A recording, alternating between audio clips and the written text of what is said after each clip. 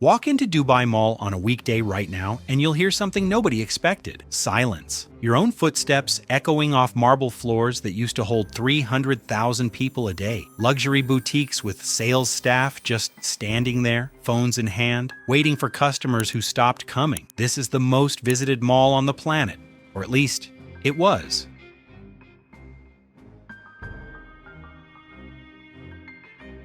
Let's start with the cold, hard facts. Because what's happening here isn't a rumor, it's a financial crisis, hiding behind expensive lighting and LED screens. In 2023, Dubai Mall set a world record, 105 million visitors in a single year. That number was plastered on billboards, celebrated in press releases, repeated by tourism officials like a badge of honor. The most visited place on earth, more than the Eiffel Tower, more than Times Square, more than Disneyland. And then everything started to quietly unravel. Retail and entertainment revenue has dropped by an estimated 30% over the past 18 months, an 18% decline through 2024, and then another heavy hit of roughly 12% in the first half of 2025 alone. Weekday foot traffic, which used to overwhelm you where you couldn't walk without bumping into someone, has fallen by as much as 40% compared to its 2023 peak. Here's the brutal math. A mall of 5.4 million square feet, with an Olympic ice rink in the middle of the desert, a 10 million liter aquarium, and air conditioning units fighting 105 degrees Fahrenheit heat every single day, needs somewhere between 200,000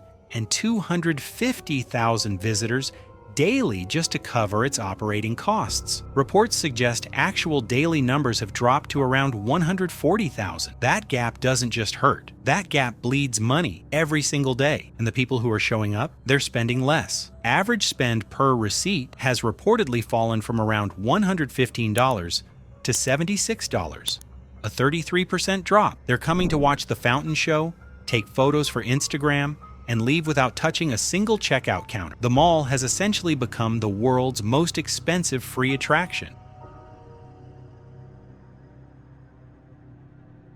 But here's where it really gets interesting, because the problem isn't just foot traffic. The real wound is at the luxury end, which was always Dubai Mall's crown jewel and its biggest cash generator. Fashion Avenue, the ultra-premium wing where Louis Vuitton, Dior, Chanel, and Rolex live, has seen luxury fashion sales reportedly drop by 45%. Watches and jewelry, where a single transaction could run anywhere from $3,000 to $10,000, have taken a 38% hit. Now layer on top of that what happened in early 2026. The US-Israeli offensive against Iran that began in late February sent shockwaves through the Gulf. Dubai, which had built its entire identity around stability and safety, started getting hit by Iranian drone and missile attacks. The Burj Al Arab, one of the most iconic hotels on the planet, suffered facade damage from intercepted debris. What happened next was almost immediate. According to Reuters, foot traffic at Dubai Mall dropped by around 50% in March 2026 alone compared to the same month the previous year. Luxury brands reported sales drops of 30 to 50% at major Dubai malls. Kering,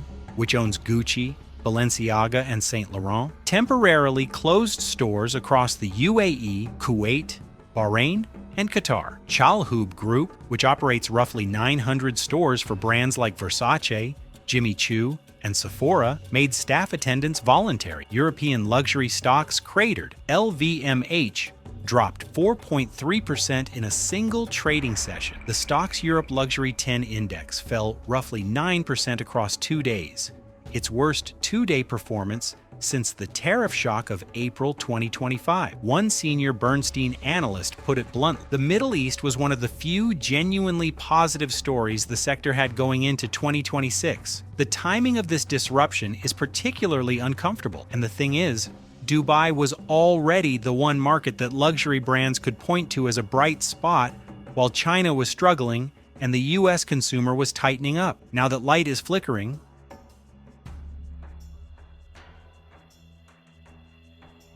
Let's talk about something that was already hurting Dubai Mall before any missiles flew. For years, Chinese tourists were the lifeblood of this place. They accounted for as much as 22% of Dubai's total international visitors. They kept Fashion Avenue humming. Luxury stores recruited Mandarin-speaking staff for every shift. Limited edition collections were designed specifically for Asian tastes. Lunar New Year decorations went up across the entire mall. But China's real estate crisis wiped out household wealth at a scale that's hard to comprehend. Record youth unemployment followed. The mindset of visibly spending on luxury goods, what you'd call the showing off culture, has genuinely shifted. Chinese visitors to Dubai reportedly dropped by nearly 48% through 2024 and into 2025. And then there's the structural problem that nobody wants to say out loud. China has been deliberately building its own luxury retail ecosystem. Duty-free hubs in Hainan, government pressure on brands to localize, a push to make buying luxury at home just as accessible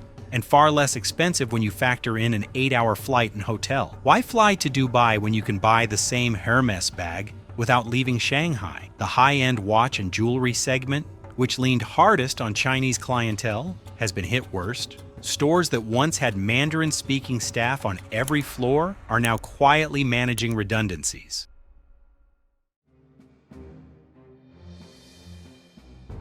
The generation that should be Dubai Mall's future customer doesn't shop the way Dubai Mall needs them to shop. Younger consumers in the Middle East increasingly prefer completing purchases from their sofas via Instagram or TikTok. They'll come to the mall on a Friday. Absolutely, they'll have brunch, walk around, meet friends, stand at the fountain, but they're using the physical store as a showroom. They try on the shoes, check the size, then go home and order it online with a discount code. Transactions above 2,000 dirhams, roughly $540, among local customers under 35 have reportedly dropped by 29%. For a mall that built its model on high-value transactions, that's not a blip, that's a structural rupture. Global platforms like Farfetch and Net-a-Porter will deliver luxury goods to your door with return policies that no physical store can realistically match. Luxury brands themselves are pushing direct-to-consumer models that cut out the mall entirely. And here's the uncomfortable truth for Emaar. When a brand can run a targeted ad on Instagram and get better ROI than paying millions in rent per year for a flagship store, the math eventually forces a decision. Maintaining a flagship store spanning thousands of square meters, fully staffed and fully lit, starts to look less like brand building and more like financial vanity.